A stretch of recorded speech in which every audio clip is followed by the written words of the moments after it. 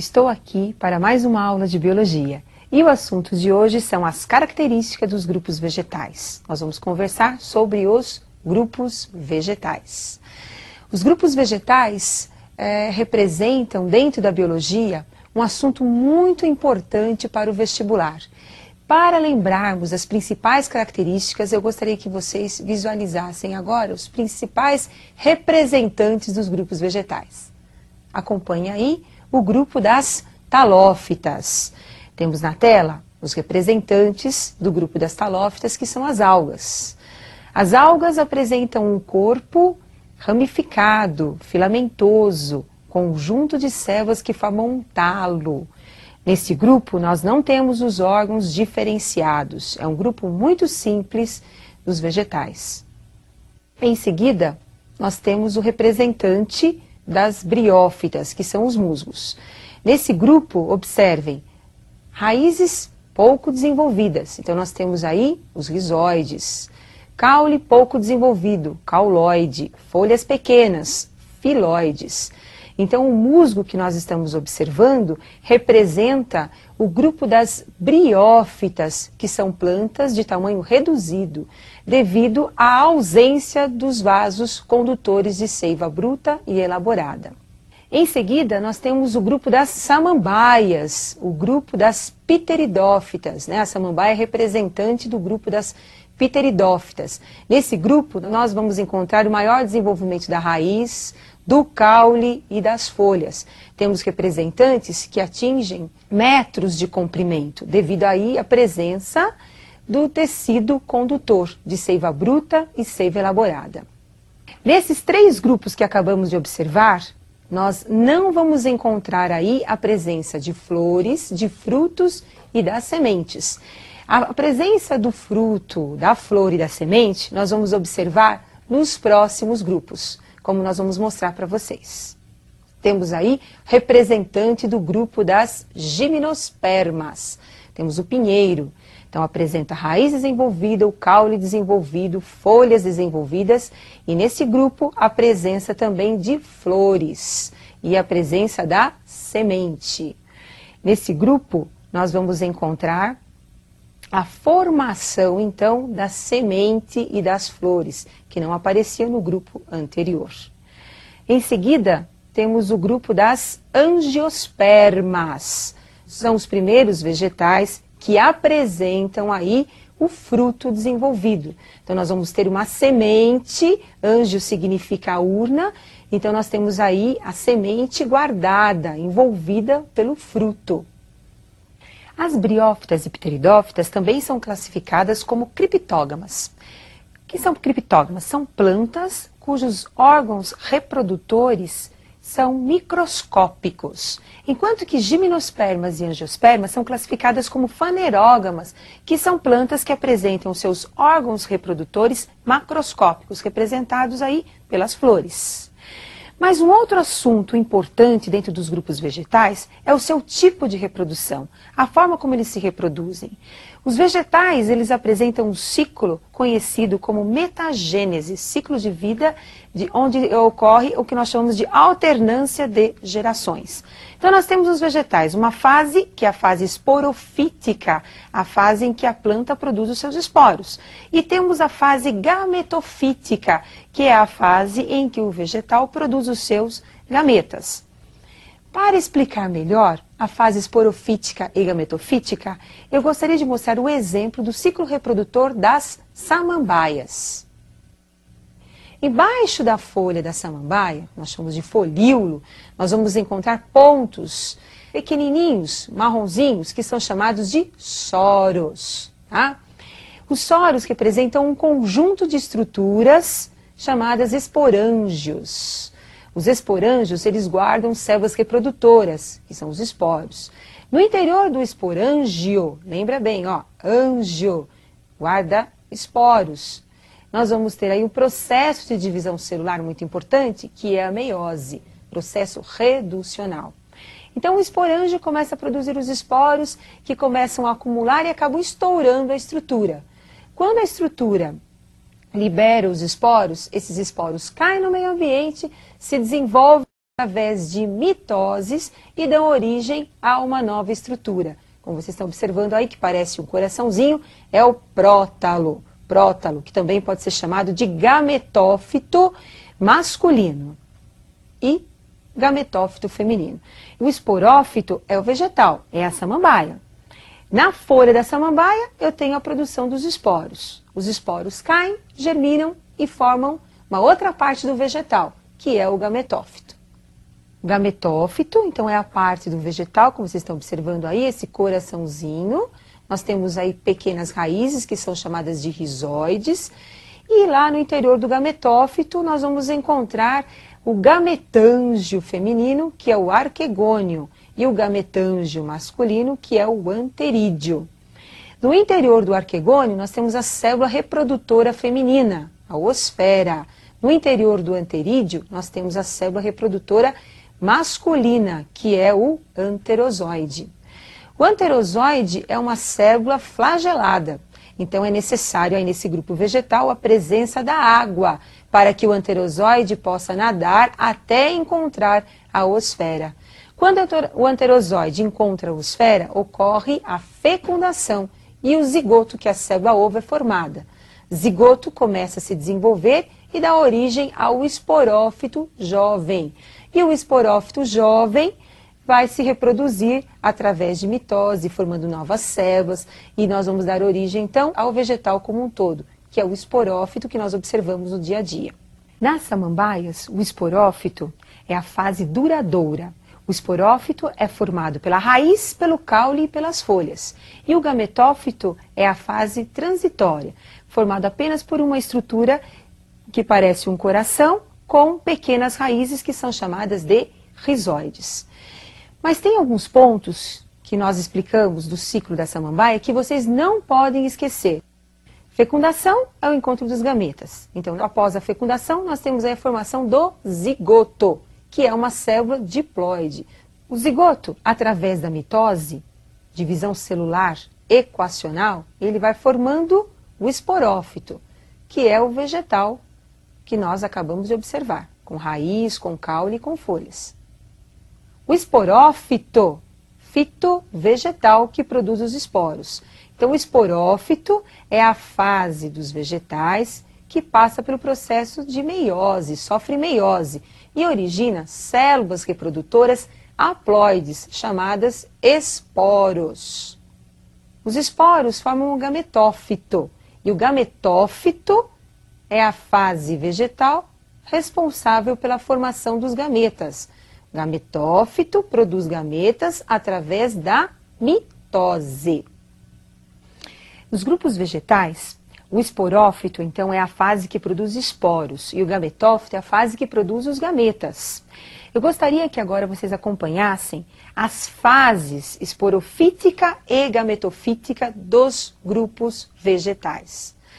Observem que os gametófitos e os esporófitos, em alguns grupos, ocorre uma evolução do esporófito e uma involução do gametófito. Então vamos acompanhar o que acontece no caso das talófitas, das algas. Então olha só, o gametófito e o esporófito apresentam o mesmo desenvolvimento. O mesmo não acontece com o musgo, com o grupo das briófitas. No musgo, gametófito é o vegetal verdadeiro, com rizóide, cauloide e filóide, enquanto que o esporófito apresenta apenas uma haste e uma cápsula. No grupo das pteridófitas, o esporófito é a planta verdadeira, com a raiz, com o caule e com as folhas. E o gametófito é uma estrutura mais simples, como vocês estão observando. No grupo das gimnospermas, dos pinheiros, nós temos também o esporófito, é a planta verdadeira, com a raiz, com o caule, com as folhas, com as sementes e com as flores. E o gametófito é uma estrutura microscópica, onde nós vamos mostrar para vocês aí a presença do tubo polínico, que é o gametófito masculino, e o gametófito feminino, como vocês estão observando. Nas angiospermas, o esporófito também é a planta verdadeira, com a raiz, com o caule, com as folhas, com as flores, com o fruto e também com a semente. E o gametófito é a estrutura microscópica, como vocês estão observando. O esporófito é a fase duradoura dos grupos vegetais. Então, ele vai passando por uma evolução nos grupos vegetais. No caso das pteridófitas, no caso das gimnospermas e angiospermas. Enquanto que o gametófito passa por um processo de involução no grupo das pteridófitas, gimnospermas e angiospermas. Já nas briófitas, o gametófito domina e o esporófito passa por um processo de involução. Agora eu preparei um exercício para fixarmos melhor os conceitos básicos dessa aula. Eu gostaria que vocês acompanhassem a resolução desse exercício. Então nós temos aí o ciclo reprodutor de um vegetal. O ciclo reprodutor tem o indivíduo passando por um processo de meiose, processo reducional, formando a célula representada aí por Y. A célula Y forma o outro indivíduo. E esse indivíduo vai formar uma estrutura Z e X. A pergunta é, o que representam as células X, Y e Z? Indivíduo, quando sofre meiose, é o esporófito. E o esporófito, através da meiose, produz os esporos. Então, Y representa célula reprodutora, que são os esporos. Os esporos germinam e formam um indivíduo, que é o gametófito. Gametófito produz gametas. Então, Z representa os gametas. Os gametas se encontram, ocorre a fecundação e dá origem à célula ovo, que é o zigoto. O zigoto, através da mitose, vai formar um novo indivíduo, uma nova planta. Não esqueça, esporófito produz esporos, gametófito produz gametas. Nos vegetais, a meiose ocorre para a produção dos esporos. Nos vegetais, a mitose ocorre para produzir os gametas. Guardem bem isso, porque esta é uma dica importante para o vestibular. E eu aguardo vocês para a próxima aula.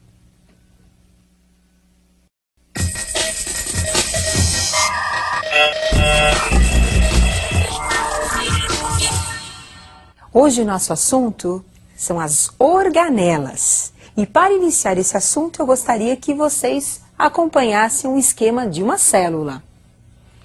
Observem o núcleo celular, o compartimento onde nós vamos encontrar o material genético da célula.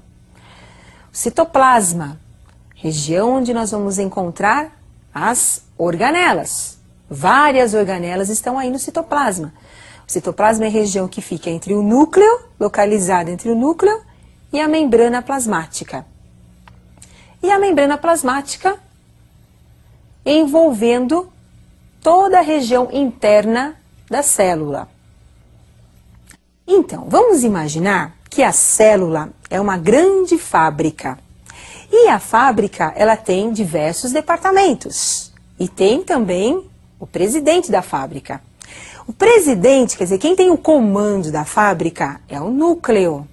E os compartimentos da fábrica, o almoxerifado, a produção, são os organoides celulares, que também podem ser chamados de organelas citoplasmáticas. Então, em cada célula, nós vamos encontrar diversas organelas, com as funções específicas. Então, eu tenho organela que realiza a respiração da célula, produzindo essa energia. Eu tenho organela que sintetiza substâncias, como, por exemplo, proteínas que são produzidas. Eu tenho organela que armazena substâncias, como um almoxerifado de uma fábrica. E elas ajudam no desenvolvimento da função celular. A célula, ela se organiza e forma um tecido. O tecido se organiza e forma um órgão. E os diversos órgãos dão origem a vários sistemas que nós temos, tanto nos animais como nos vegetais. Eu gostaria que você prestasse atenção nesta pergunta. Qual é a participação da célula no funcionamento de um órgão? Como é que a célula participa do funcionamento de um órgão? Vamos relembrar a estrutura celular. As 3 partes fundamentais da célula. Núcleo, onde nós vamos encontrar o material genético da célula, responsável pelo comando, pela organização celular. Citoplasma, região delimitada pela membrana e pelo núcleo. Citoplasma, nós encontramos as organelas, responsáveis pelas diferentes funções que nós vamos estudar. Membrana, envoltório da célula, responsável pela proteção celular, responsável também pela permeabilidade seletiva, propriedade que controla a entrada e a saída das substâncias da célula. Então, as 3 partes fundamentais da célula, o núcleo, o citoplasma e a membrana, funcionam de forma conjunta para facilitar a função da célula. Agora, nós vamos conhecer as principais organelas. Mitocôndria. Observe uma foto da mitocôndria, organela responsável pela respiração celular. Todas as nossas atividades que necessitam de energia, necessitam da mitocôndria. Ela é o pulmão da célula, responsável pela produção da energia para o trabalho celular. Outra organela, retículo endoplasmático. Nós temos 2 tipos de retículo endoplasmático, o liso e o rugoso. O retículo, ele transporta e armazena as substâncias que são produzidas. No retículo endoplasmático rugoso, nós temos as proteínas, síntese proteica. E no retículo endoplasmático liso, nós temos aí a produção dos lipídios, que também são chamados de lípides. Complexo de Golgi é uma outra organela importante dentro da célula, responsável pelo armazenamento e secreção das substâncias que são produzidas no retículo endoplasmático. Então, o retículo transporta todas as substâncias que são produzidas no citoplasma, não, nos ribossomos. Essas substâncias, como a proteína, produzida no retículo endoplasmático rugoso, vai ser guardada, vai ser armazenada no complexo de Golgi. Proteínas que podem ser enzimas que vão ajudar na digestão. Uma proteína importante produzida no retículo endoplasmático rugoso é a insulina, um hormônio que ajuda no controle da taxa de glicose no sangue. Então, essa proteína é produzida numa organela de uma célula do pâncreas. Acompanhe as outras organelas. Digestão intracelular, a participação dos lisossomos. Observem aí uma célula realizando uma refeição. Então, nós temos aí a entrada de partículas alimentares. Partícula, quando penetra na célula, é uma partícula sólida, nós chamamos de fagocitose, processo onde ocorre a entrada da partícula sólida. E essa partícula é envolvida por uma vesícula da membrana, conhecida como fagossomo, vesícula que envolve a partícula que entrou na célula. Essa partícula vai ser digerida. Então, o fagossomo se une ao lisossomo, que é a enzima responsável pela digestão, e da união do fagossomo com o lisossomo, nós vamos formar o vacúolo digestivo. E esse alimento agora é digerido no interior desse vacúolo pelas enzimas dos lisossomos. Parte desse alimento é aproveitado pela célula. E o resto vai ser eliminado através da plasmocitose, defecação celular. Então, é jogado para fora da célula aquilo que não é mais necessário à célula. Então, o lisossomo, ele tem um papel muito importante na digestão intracelular. Não só porque ele digere partículas estranhas que penetram na célula, como é o nosso caso, o caso dos nossos glóbulos brancos. Quando você tem uma bactéria no sangue, e essa bactéria é um corpo estranho, ela vai ter que ser destruída. Então, os nossos glóbulos brancos realizam a fagocitose. E essa bactéria passa a ser digerida no interior do vacúolo digestivo, juntamente, com a presença das enzimas dos lisossomos. Mas vejam bem, partículas da própria célula também podem sofrer digestão quando elas estiverem em desuso, velhas, não estiverem funcionando de uma forma adequada. É o caso de mitocôndrias. Uma mitocôndria produz energia, mas essa mitocôndria ficou velha, então ela vai ser digerida. Quem realiza a digestão? Novamente, o lisossomo. Digestão intracelular.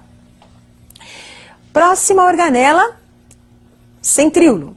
Essa organela é formada por trincas de microtúbulos. Nós temos aí 9 trincas de microtúbulos. Esses microtúbulos, juntamente com o centríolo, ajudam a formar o que nós chamamos de citoesqueleto da célula. O centríolo aparece na célula animal e dos vegetais inferiores. O centríolo ajuda na formação do fuso durante a divisão celular. Então, como nós acabamos de observar, nós temos várias organelas compondo o citoplasma de uma célula. E cada uma dessas organelas com as suas funções específicas. Então, se eu tenho um atleta realizando uma atividade física, esse atleta precisa de energia. Então, o que vai acontecer? Ele vai buscar essa energia através do trabalho celular. Então, os músculos começam a passar por um processo de contração para buscar essa energia necessária para o trabalho muscular. Essa energia, ela vem da onde? Das mitocôndrias. Obviamente que para as mitocôndrias produzirem essa energia, ela tem a necessidade da presença da glicose, que é o combustível para produzir a energia, e a presença do oxigênio, que ajuda na combustão desse processo. Assim também como nós temos o lisossomo, ajudando no processo de digestão, que no nosso caso, nos pluricelulares, esse processo de digestão é um processo, na verdade, de defesa, porque a digestão ocorre de partículas que são estranhas à célula, que penetraram e que deverão ser digeridas, antígenos como bactérias.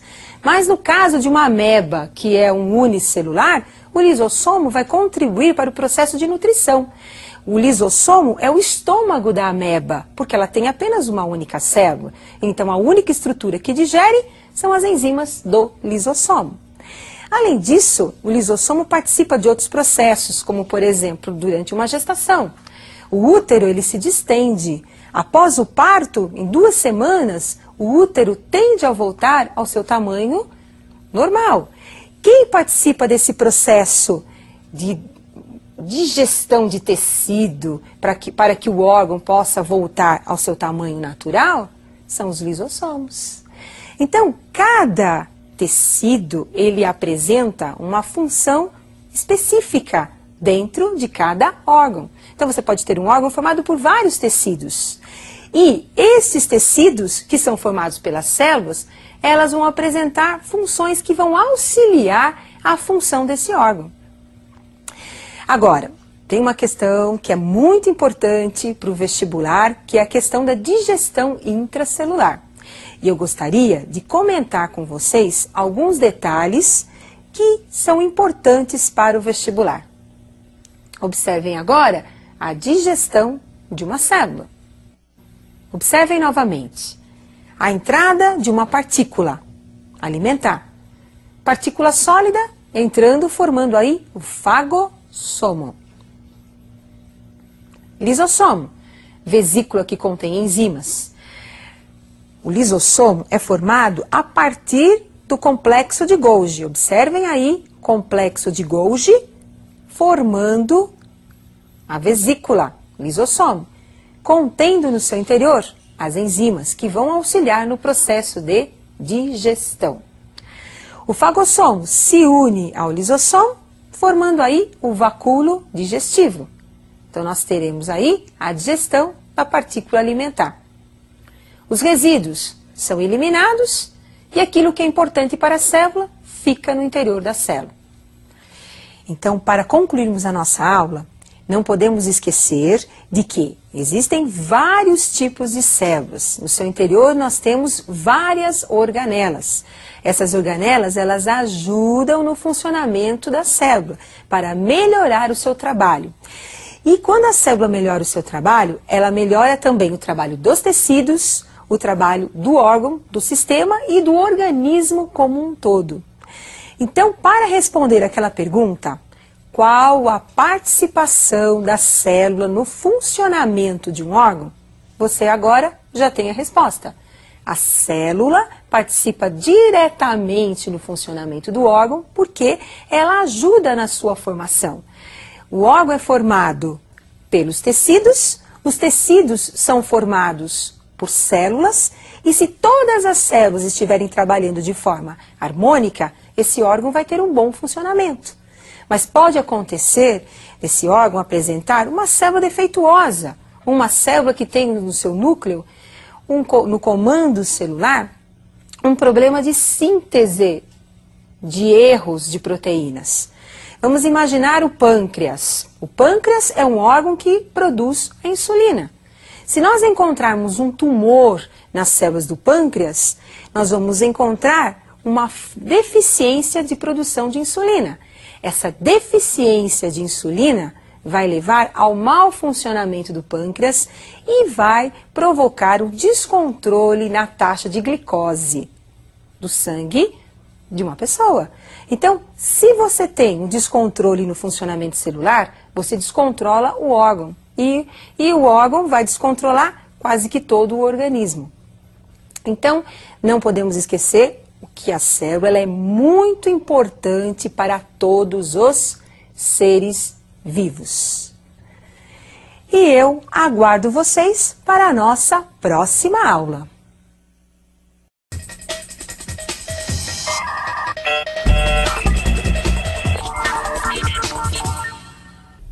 Estou aqui para mais uma aula de biologia e o assunto de hoje é o grupo das angiospermas. Vocês sabem, angiospermas é aquele vegetal que apresenta as características mais evoluídas de todas as demais plantas. Nas angiospermas nós vamos encontrar uma raiz, o caule, o fruto, a flor e a semente. E muitos desses órgãos das angiospermas fazem parte da nossa dieta alimentar. Por exemplo, que delícia aquela batata doce que é uma raiz. E aquele caule suculento que é o palmito. E aquele pêssego maravilhoso que é um fruto. Então, esses órgãos comestíveis do grupo das angiospermas fazem parte do nosso dia a dia. Observem agora o exercício que eu preparei para nós explicarmos um pouquinho mais sobre esse grupo. Considere o surgimento de flor, fruto e semente. A. Em uma planta ao longo de um ano. E B. No reino vegetal ao longo do tempo evolutivo. Comparando A e B, a sequência em que esses órgãos surgem, nos dois casos, é: quem aparece primeiro? A flor, o fruto ou a semente no grupo vegetal? Para isso, eu gostaria que vocês acompanhassem agora o representante das angiospermas. Observem uma laranjeira. Então, nós temos aí, representante das angiospermas, a laranjeira. Raiz, participa do processo de fixação. O caule, sustentação. Folhas, flores. O fruto e no seu interior nós vamos encontrar a semente. De todos os órgãos mostrados no nosso representante anterior, a flor é um dos órgãos principais para a reprodução dos vegetais. É na flor que nós vamos encontrar as estruturas, na verdade, sexuais do vegetal, porque a flor é o órgão sexual das plantas. Observem, então, a estrutura de uma flor. Temos aí, no seu interior, a presença de estruturas que são a parte sexual da planta. Nós vamos encontrar a parte feminina e masculina do vegetal, inseridos nessa flor. Como vocês observaram, além dessa flor, existe uma diversidade enorme de flores, com estruturas diferentes, com cores diferentes, com perfumes diferentes e, mais do que isso, com também formas diferenciadas. Mas sempre a flor é o órgão sexual dos vegetais. Agora nós vamos conhecer um pouquinho mais da flor, a parte interna da flor. Internamente, nós vamos encontrar parte sexual do vegetal, estame, representando a parte masculina do vegetal. Carpelo, que também pode ser chamado de pistilo. O carpelo é um conjunto de folhas modificadas que formam o pistilo, representando a parte feminina do vegetal. As pétalas, que são folhas coloridas, que envolvem e protegem as estruturas sexuais do vegetal. Sépala, folhas verdes, que também participam da proteção das estruturas sexuais. Receptáculo floral, onde nós vamos encontrar as estruturas sexuais inseridas no interior da flor. E o pedúnculo floral, sustentando as estruturas sexuais. Como acabamos de observar, nessa mesma flor nós encontramos a parte feminina e a parte masculina do vegetal. Então, neste caso, nós temos uma flor monóica. O que significa isso? Nós temos os dois sexos, o feminino e o masculino, juntos numa mesma casa, que é a mesma flor. Então, nesse caso, nós temos a flor monóica. Poderemos encontrar posteriormente flores dioicas, onde nós vamos ter os sexos separados. Em uma flor apenas a parte feminina, e em uma outra flor apenas a parte masculina, como nós veremos no decorrer desta aula. Agora, como é que as plantas realizam o seu processo de fecundação? Então, acompanhe agora a formação dos gametas femininos e masculinos. Então, nós temos nessa flor a presença da antera. A antera mais o filete corresponde à estrutura masculina do vegetal, que nós chamamos de estame. É na antera, nessa bolsa sustentada pelo filete, que ocorre a produção de grãos de pólen. Em seguida, vocês estão observando agora o estilete, que serve para a ligação do estigma até o ovário. O ovário, essa porção mais dilatada, no seu interior nós encontramos o óvulo dos vegetais. E é no seu interior que nós vamos ter o gameta feminino sendo produzido. Observem agora os grãos de pólen.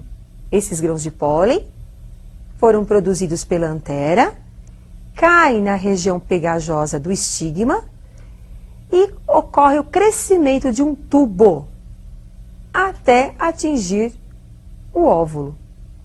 Essa região do óvulo, envolvendo o óvulo, nós temos aí as membranas que permitem a entrada do gameta masculino. Sustentando a parte feminina e masculina, nós temos aí o pedúnculo. Protegendo a parte feminina e masculina, nós temos a pétala e a sépala. Observaram? Então, na mesma flor, nós temos a parte feminina e a parte masculina. Só gostaria de lembrar que o conjunto de estames, você pode ter uma flor, não apenas um estame, mas vários estames. E o conjunto de estames nós chamamos de androceu. Assim também como o conjunto ou aparelho reprodutor feminino, nós chamamos de gineceu. Assim como na espécie humana nós temos o óvulo como sendo o gameta feminino, nos vegetais o gameta feminino não é o óvulo, é a osfera. O óvulo é uma estrutura, como foi observada anteriormente. Agora acompanhe a fecundação, o desenvolvimento do tubo polínico até o processo de formação do embrião. Então observem agora a parte feminina do vegetal, aparecendo então o grão de pólen. Então os grãos de pólen chegam até a parte feminina trazidos ou pelo vento, ou por um animal, ou mesmo pela água.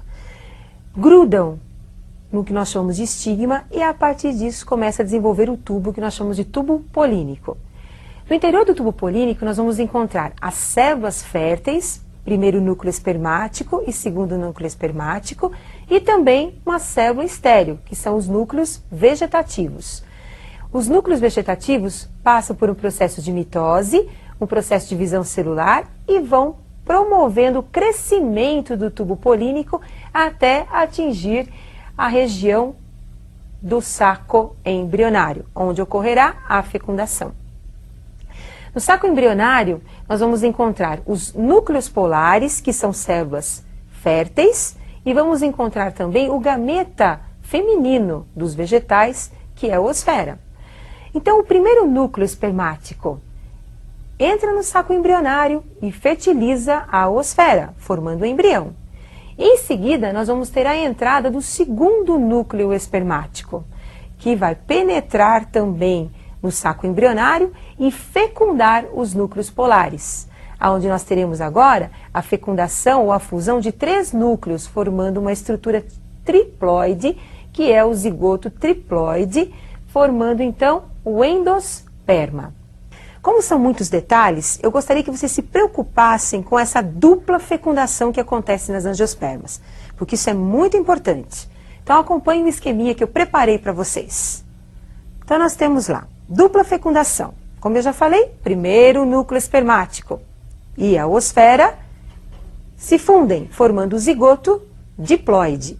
Esse zigoto é o embrião, que vai estar na semente, protegido pela semente, envolvido pela semente.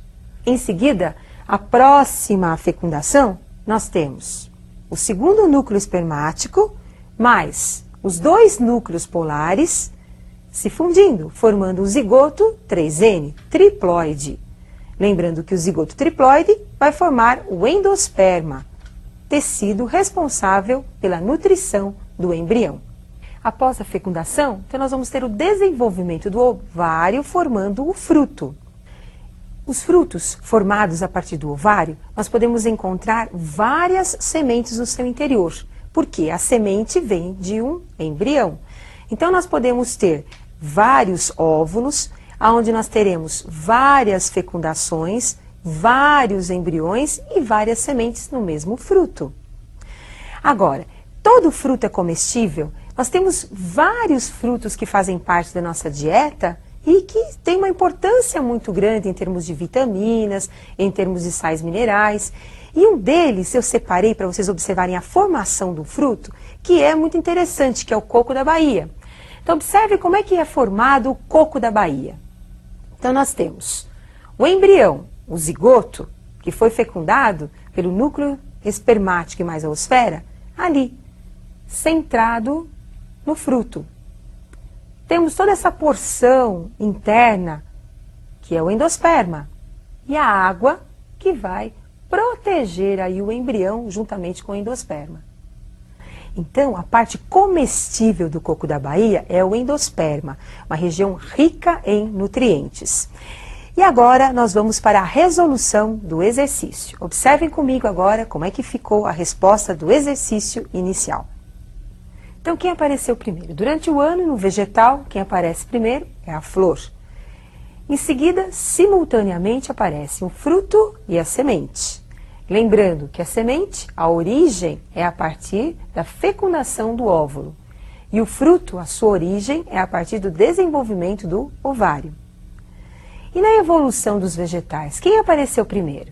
Então, nós temos o aparecimento da semente, em seguida a flor e, posteriormente, o fruto. Então, nós vimos que o fruto é um órgão muito importante dentro dos angiospermas e que está presente apenas nesse grupo. Agora, um detalhe que vocês também devem lembrar é que muitas vezes nós ingerimos na nossa dieta alimentar muitos frutos e que nem imaginamos que são frutos verdadeiros, como é, por exemplo, o caso do pepino, da azeitona, do tomate, que são exemplos de frutos verdadeiros. Apresentam sementes diversas e são frutos. Mas, no caso da maçã, você imagina que está comendo a maçã, aquela parte branca, comestível da maçã. Mas, na verdade, você está ingerindo um pseudo-fruto da maçã. Porque o fruto verdadeiro é aquela parte mais escura, que fica na região interna da maçã. E é lá que nós vamos encontrar a semente. Lembrando que a semente envolve sempre o embrião. Bom, espero que vocês tenham aprendido um pouquinho sobre as características principais das angiospermas e também da fecundação. Lembrando sempre da importância dos frutos na nossa dieta alimentar.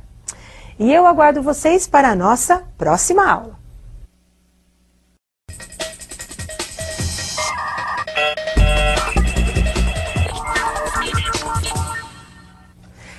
Olá, estou aqui para mais uma aula de biologia e o assunto de hoje é a divisão celular. Nós temos dois tipos de divisões celulares, a mitose, que é um processo equacional, e a meiose, que é um processo reducional. A mitose, que nós vamos comentar primeiramente, é um processo que está ligado à multiplicação celular dos animais e dos vegetais. Ela está relacionada com a produção dos tecidos, produção dos órgãos, reposição das células no animal e no vegetal. Observem agora um dos processos mais importantes, que é a mitose, acontecendo na célula animal. O início da vida, nós temos aí o processo de fecundação, o encontro dos gametas. Vocês estão observando o óvulo, gameta feminino, e a penetração do espermatozoide. Percebam que com a entrada do espermatozoide, ele perde o flagelo, que será reabsorvido pela própria célula. Após o processo de fecundação, nós vamos encontrar a célula ovo, o zigoto. E essa célula passa por um processo de repouso durante 24 horas, onde dará início à primeira divisão celular, formando duas novas células, que formarão 4 novas células, que formarão 8 células, dando origem ao desenvolvimento do embrião, do feto e da criança. Como nós observamos, após o processo de fertilização, sucessivas mitoses vão ocorrendo nas células até a formação da criança. Agora, antecedendo a mitose, nós temos uma fase conhecida como intérfase, que eu citei. E eu gostaria que vocês observassem o processo da intérfase. Observem a tela agora. Temos agora o núcleo se preparando para entrar em intérfase. É o núcleo interfásico. O aparecimento do envoltório nuclear. A membrana que vai envolver o conteúdo, o material genético da célula. No envoltório nuclear nós vamos encontrar os poros, que permitem a entrada e a saída das substâncias, do citoplasma para o núcleo da célula, de acordo com a necessidade da célula. Em seguida, o material genético da célula, filamentos. Nós temos a eucromatina, que é a fita descondensada, e a heterocromatina, que é a fita condensada de DNA. Fita esta responsável pela nossa informação genética. E o nucleolo, que é o núcleo do núcleo. Durante a intérfase, nós temos então uma fita de DNA. Esta fita de DNA passa por um processo de duplicação, formando então agora duas fitas conhecidas como cromátides. Essas duas fitas guardam a mesma informação genética. Então vocês observaram, durante a intérfase eu tenho uma fita de DNA, uma fita simples, e essa fita passa por um processo de duplicação, formando então agora um cromossomo duplicado com duas fitas que nós chamamos de cromátides. Bom, mas o material genético vai passar por diversas modificações durante o ciclo de vida de uma célula. E são essas modificações que eu gostaria que você acompanhasse agora comigo. Nós temos aí uma fita passando pelo processo de duplicação, então o material genético é duplicado.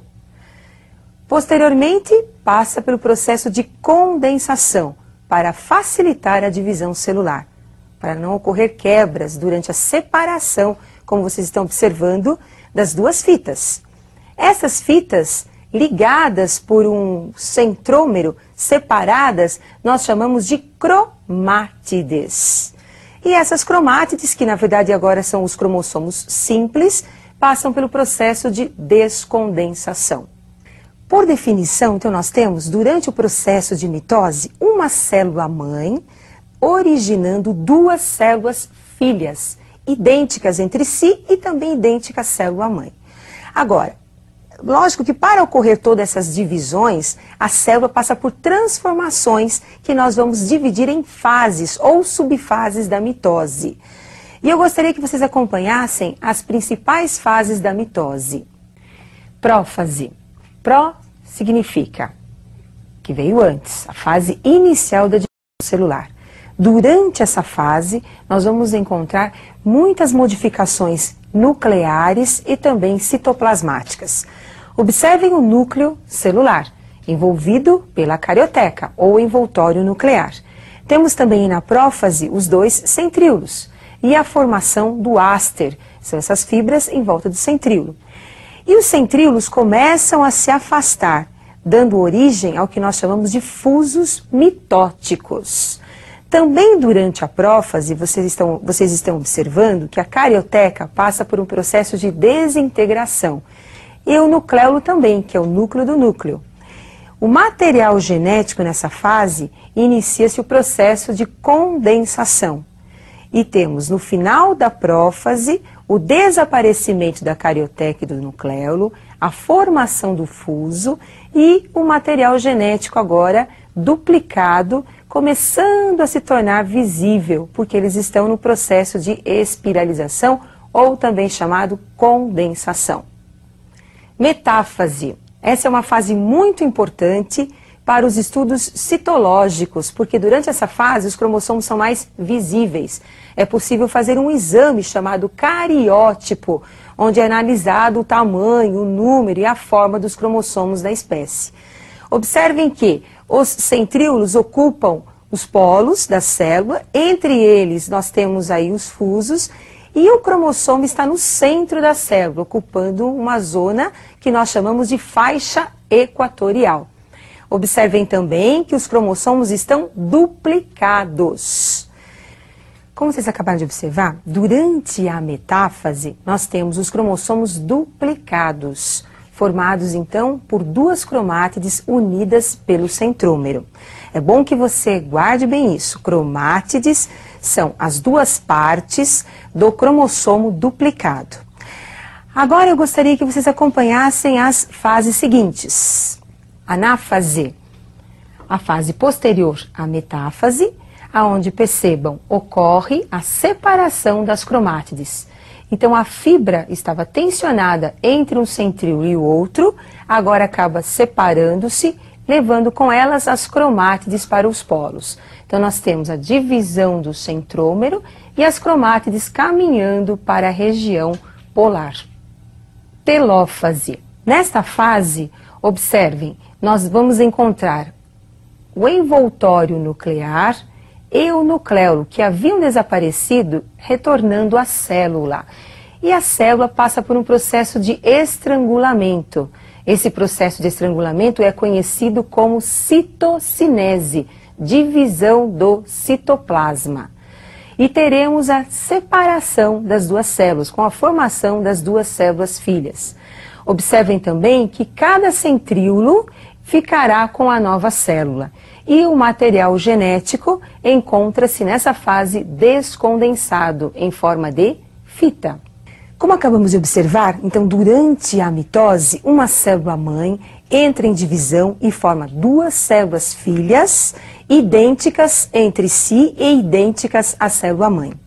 Agora, um outro processo importante é a meiose, que nós vamos estudar, em que ocorre a divisão celular para a formação dos gametas, no caso dos animais, e a meiose também ocorre na divisão celular, na formação dos esporos, nos vegetais.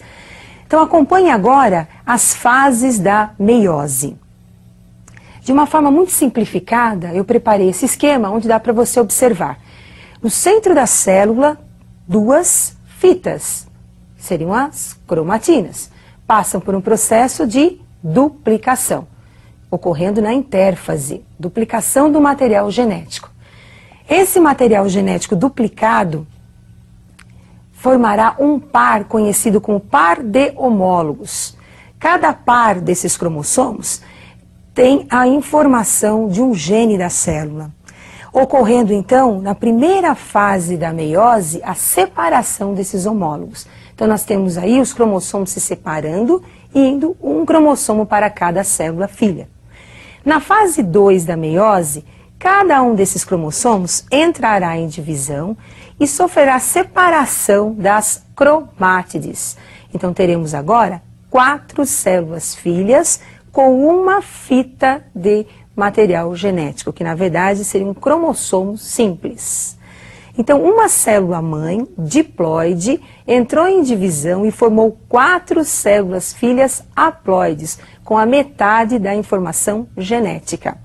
Então, como vocês observaram, a meiose ocorre na célula diploide, onde a célula-mãe, 2N, dará origem a 4 células filhas haploides.